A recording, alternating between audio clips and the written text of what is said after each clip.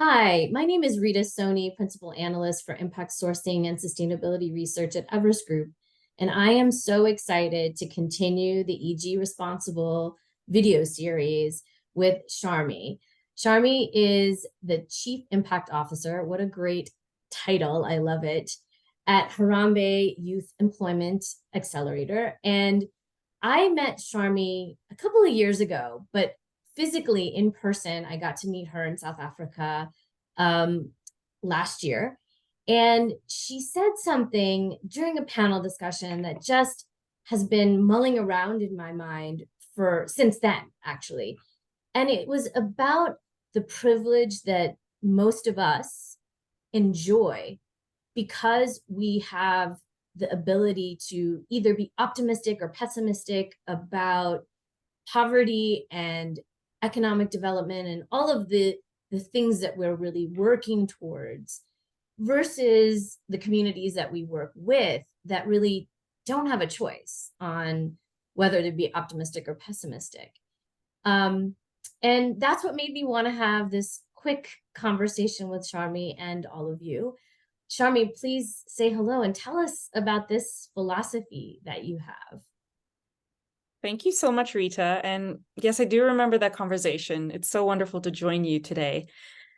Yes, I've been thinking quite a lot about pessimism as a privilege, largely because I live on the African continent. I live in Kenya, work in South Africa and Rwanda and other countries.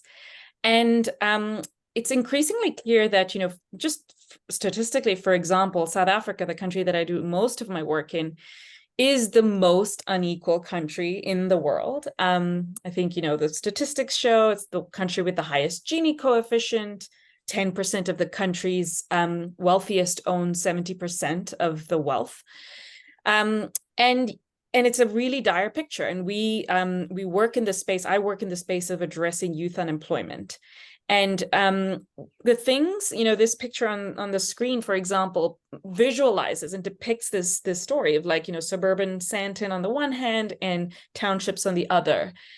And yet our work at Harambee Youth Employment Accelerator, which works closely with young people, with government, with employers to address this growing need to fix the unemployment crisis, which you can also see on the graph, suggests something a little bit different. We're used to being bleak about these trends, and it's right to be bleak about these trends, but we get to work with young people every single day who defy the fact that they are in the most excluded space and have inherited legacies of exclusion and yet remain defiantly optimistic. And so it really forced me to think about my own outlook about life. I'm sort of a diehard believer in creating the world that we want to live in.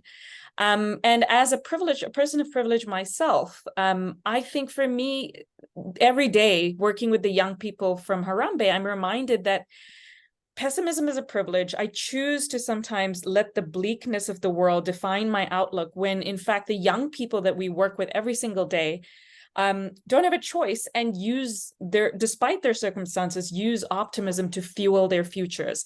And so I took it as almost, a call to action to say, how do we use this privilege to not just be, bleak and pessimistic about the futures, but actively work with the excluded to define and create this future. God, I love that, Charmy. And the picture is worth 1,000 words, but I love true. the optimism behind it. And as part of that optimism, I've been following the work of Harambee since I joined the impact sourcing movement. But it's just grown and grown, and the reach is incredible. I think the stats that we just saw, Harambee's in their network, in your network, you have almost half of those youth that are affected by these inequities. Thank you so much for that great work. But quick add on what it is that Harambee is doing and how we all can get involved. Thank you, Rita. Yeah, it's a true privilege for us to work with the young people. Harambee is a youth employment social enterprise.